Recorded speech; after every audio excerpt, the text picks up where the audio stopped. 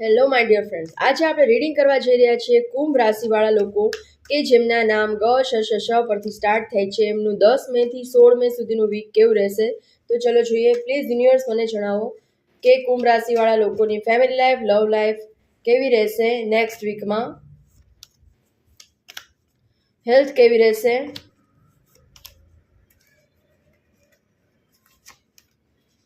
Financial life કેવી રહેશે.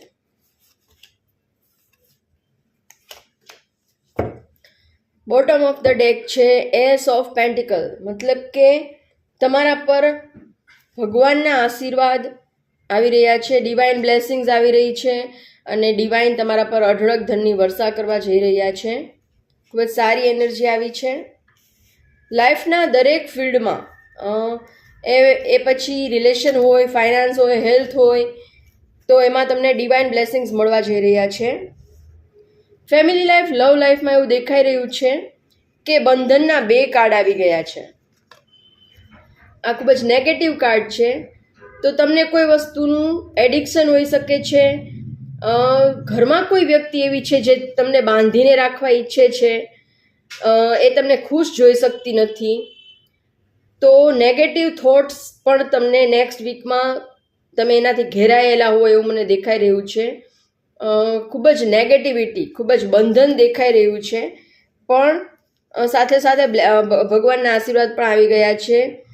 તો આવી વ્યક્તિઓને ઓળખો, એમનાથી કટ ઓફ કરો, નેગેટિવ થિંકિંગમાંથી બહાર નીકળો.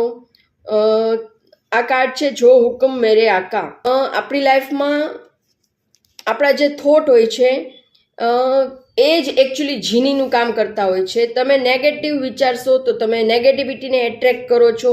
નેગેટિવ થોટ્સ એવું આપણું જે મન છે એ એવું કહેશે જો હુકમ મેરે આકા. નેગેટિવ વિચારો છો તો એ નેગેટિવ એટ્રેક્ટ કરીને તમને આપશે.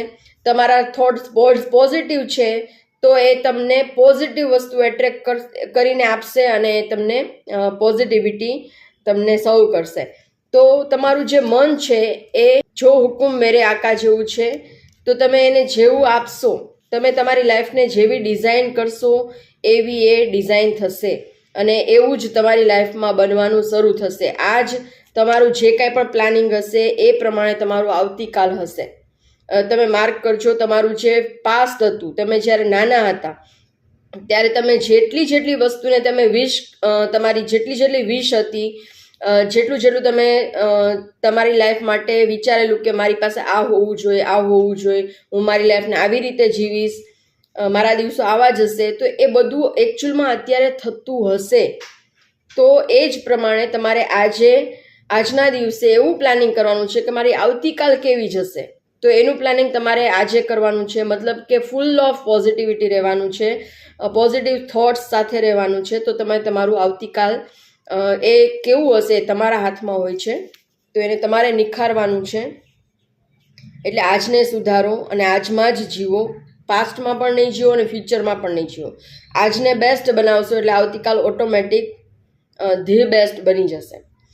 હેલ્થમાં એવું મને દેખાઈ રહ્યું છે કે હેલ્થ થોડાક દિવસથી તમારી સારી નહોતી, પણ હવે ડિવાઇન બ્લેસિંગ્સના 2 કાર્ડ આવી ગયા છે. મતલબ કે જે કંઈ પણ પ્રોબ્લેમ તમારા હેલ્થ ઇસ્યુમાં હતા એ 100% રિઝોલ્વ થઈ ગયા છે. તમને તમારા કોઈ ડિયર વન કે નિયર વનની ચિંતા હતી હેલ્થની, તો એમાંથી પણ એ ચિંતામાંથી પણ તમે 100% મુક્ત થઈ ગયા છો કે એમની તમારા નિયર વન ડિયર વનની પણ હેલ્થ એકદમ સારી થઈ ગઈ છે.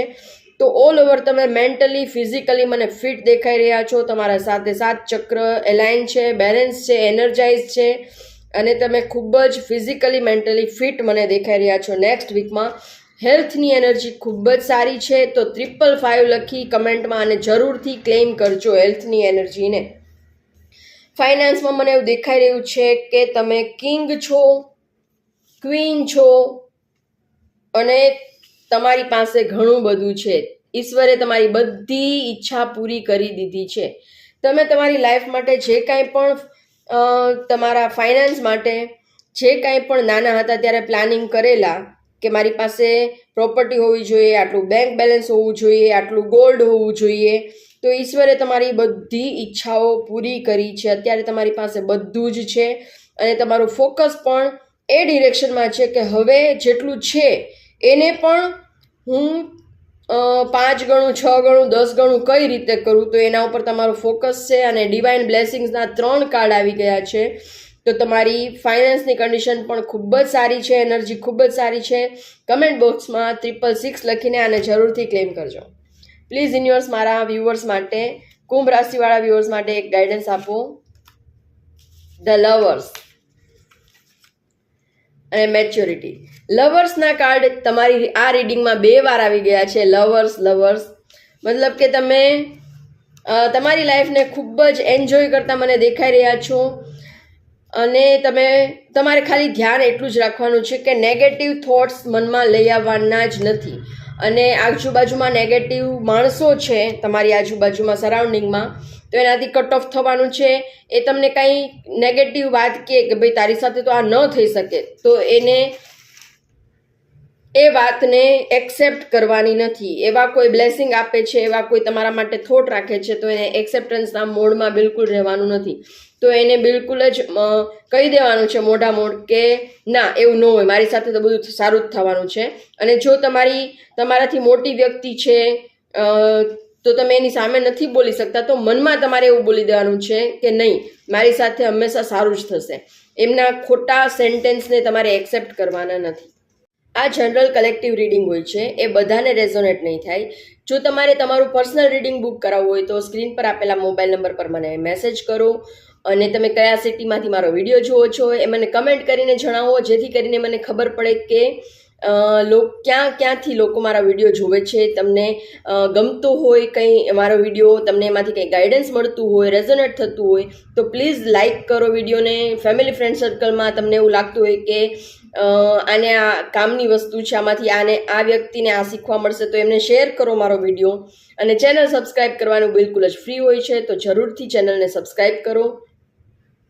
અને તમારે નવા કયા ટોપિક ઉપર વિડીયો જોવા છે, તમારા કોઈ ક્વેશ્ચન હોય તો એ પણ મને કમેન્ટ કરીને જણાવો. હું નેક્સ્ટ વિડીયોમાં એ તમારી કમેન્ટને જરૂરથી ઇન્ક્લુડ કરીશ અને તમારા પ્રશ્નોનો જવાબ આપીશ.